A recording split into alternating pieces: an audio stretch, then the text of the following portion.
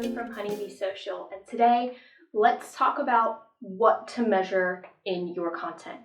So, as you know, creating content is not just about posting and producing. You want to see if it's actually getting eyes on your small business and if you're getting anything out of it, such as leads or engagement or that sort of thing.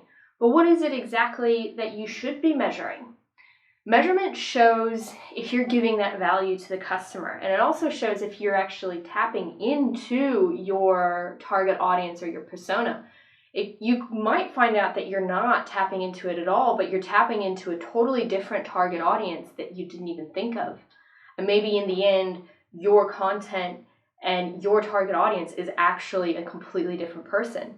Or you found a new one and you haven't created content for the persona that you once thought was your main and only persona.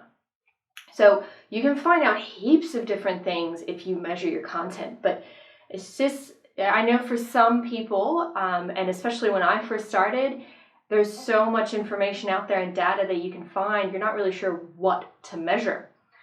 So what do you measure on your content? Well, it really depends on what you want to achieve. You know, what were your KPIs or your goals that you set yourself? Is it to increase traffic to your website by a certain percentage? Is it to get a certain number of leads by a certain amount of time? Or was it to, get, a certain number of sales, that sort of thing? So using your KPIs or your goals might help determine what you measure. But don't think you have to measure absolutely everything using all the data that you can find. I know that with Google Analytics, with Facebook, and with any social channel where you'd be putting your content out there, there's a lot of options on what you can measure and what data you can have. But don't think that you have to measure everything, because then your goals might become a bit convoluted, or you might not necessarily end up finding out concretely if you are being successful, because you have all of this mess of data there. So make sure you make a point of doing quality measurements over the quantity of of the measurements that you are looking at.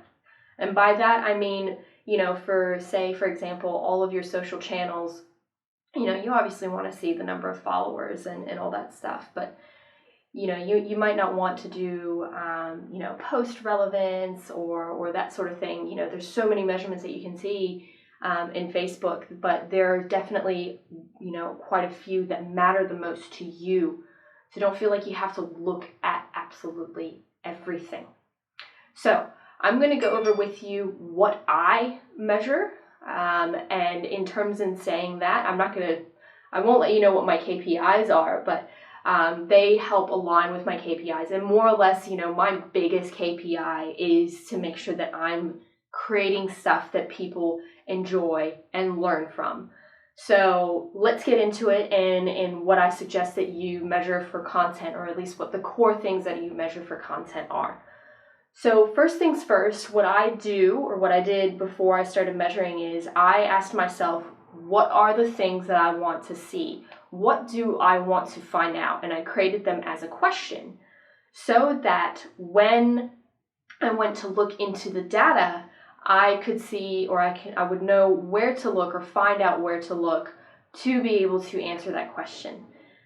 And you can use Google usually to find out, how do I measure, if I want to find out this, that sort of thing. So the first one that I always look at are what are your users' consumption habits? What are they consuming on your website, your blog, on YouTube, that sort of thing. So in order to check, to answer that question on YouTube, for example, you would look at click-through rate. The higher the rate, the more attractive the video is. For a blog, it's the number of pages maybe that you would want to look at, the number of pages that are viewed in a session, because if they look at one blog and they look at another and they look at another, obviously they're very, very much engaged. But if they're looking at one blog and then they're not looking at anything else, maybe they've just quickly read through it and, that's all they wanted. It may have answered their question, but that's all they needed to find out.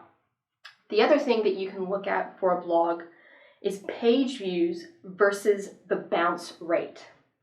This will show you where your gaps are, where pages with very high views, but they also have a very high bounce rate, should be reviewed or possibly rewritten. So that means that your SEO on that, the title of your article is brilliant, and you're answering that question for viewers online. That's the question that they're searching for online, but the article itself might not necessarily be grabbing them from the beginning, or might not clearly be answering that question. The other thing that you can use to answer this consumption habits on the blog is the number of unique visitors. So that means it's the number of unique people, each individual, that has visited your site within a given time period. For social, so say for Facebook, for Instagram, for LinkedIn, it's the number of link click-throughs. So when you're putting up a social post about your article or a video or something like that, it's how many people have clicked through to view it. For email, you can look at the open rate. So how many people have you sent that email to versus how many people have clicked to open the email. And then you can also look in the email as the number of clicks.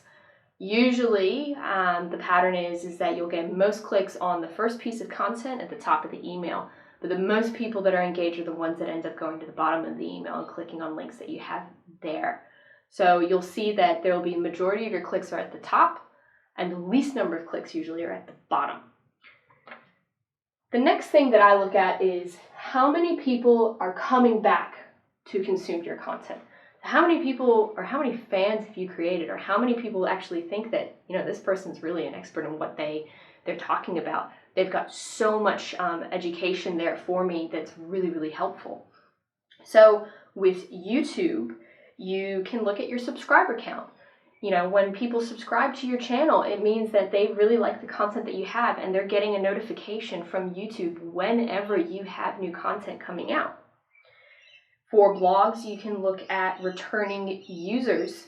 You want to see how many people are actually coming back to consume your content. You can also use email subscribers. So if you've sent out an email and asked them to subscribe to your blog, or if you have a pop-up on your website, that says subscribe to my newsletter, and you'll get a piece of content that you might find useful, which that's called gated content. You're asking for them for a piece of information or to give them something that's useful to them. That is a way that you can track the way that, people coming back to consume content.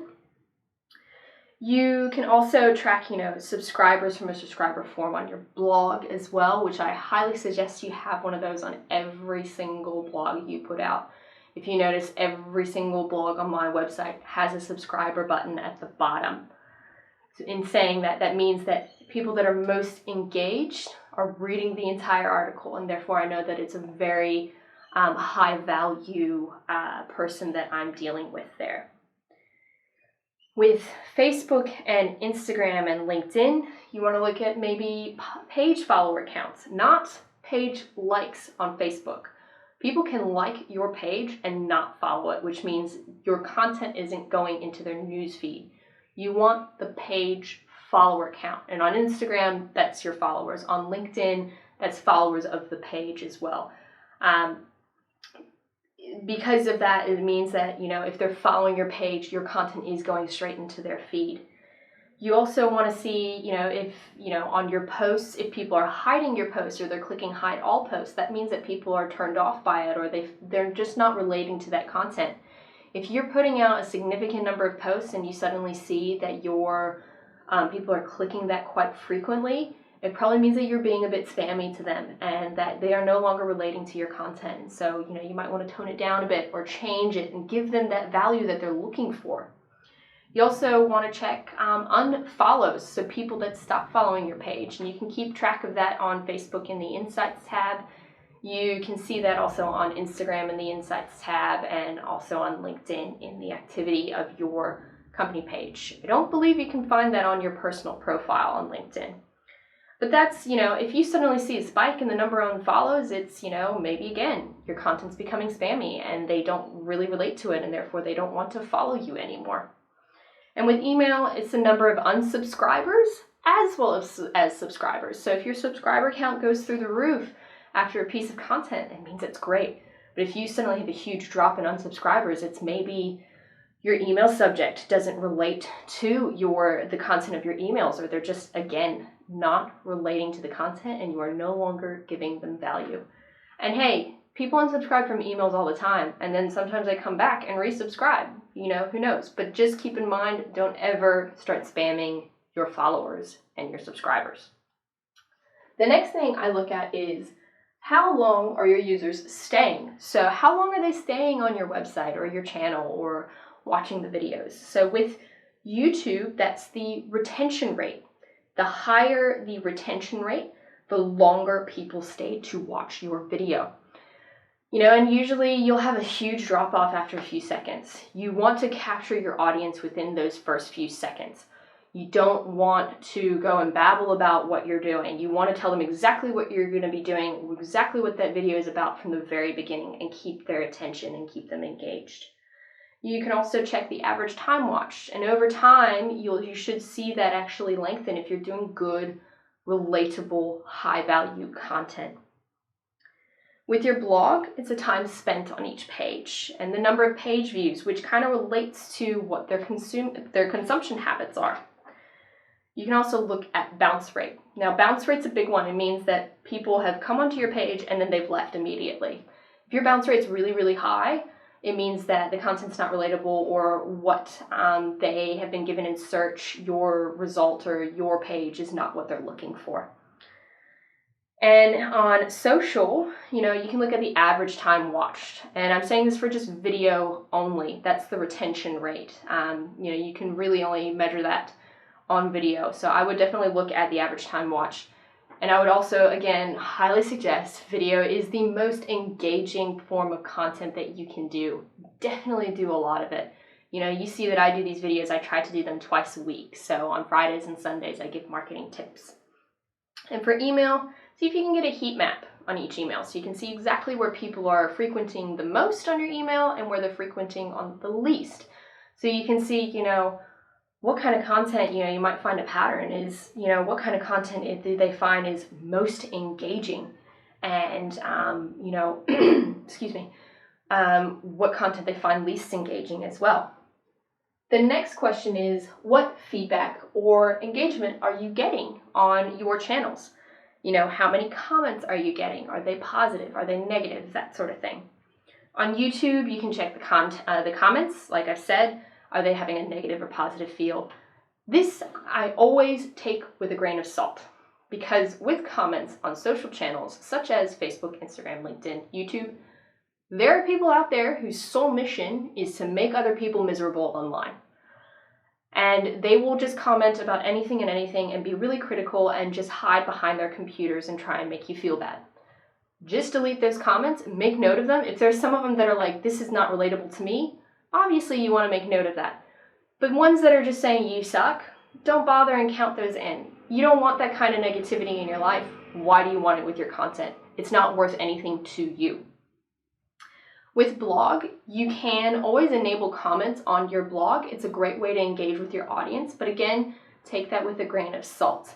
Again, there are keyboard warriors out there that'll try and make your life miserable, but it's a great way to see if your content is engaging and your users actually can go on there and ask you a question and see, if maybe you answer it, and always keep track of those. You can also track that comments on social if you amplify your blog post on social as well. So, you use that post, check out the comments. If it's just emojis and that kind of thing, if they're all positive, why not count them? But definitely keep an eye on the comments. And again, there are keyboard warriors out there that'll just make your life miserable. But you not only just comments, you want to see the number of likes and especially the number of shares. If someone shares a piece of content from you, that means that they think it's of so much value that they know people that are looking at their feed will think the same thing. It's a really, really good thing to look at. And with email, you want to check and see how many email complaints you're receiving. If people have unsubscribed and said, I never signed up for this, you want to keep an eye on that.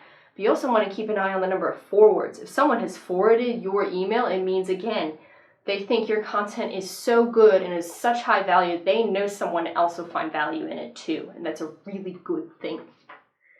And last but certainly not least, how many leads are you getting?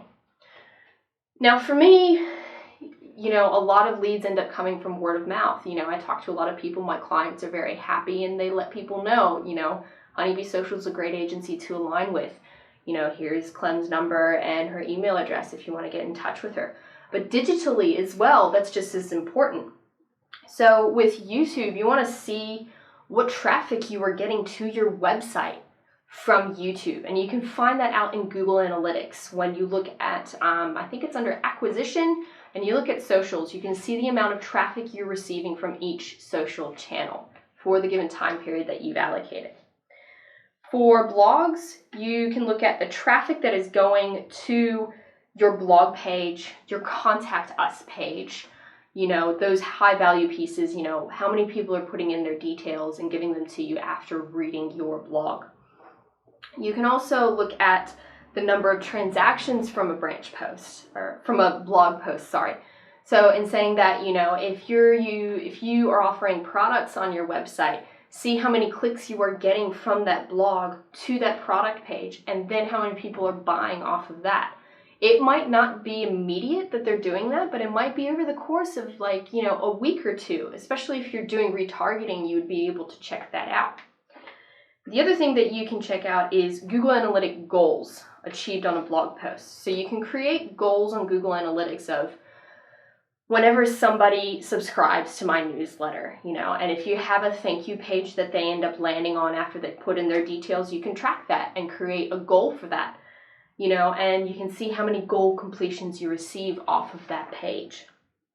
For Facebook, Instagram, and LinkedIn, if you have lead generation forms or lead gen ads that are running, that's something that you can use and see how many form completions that you get.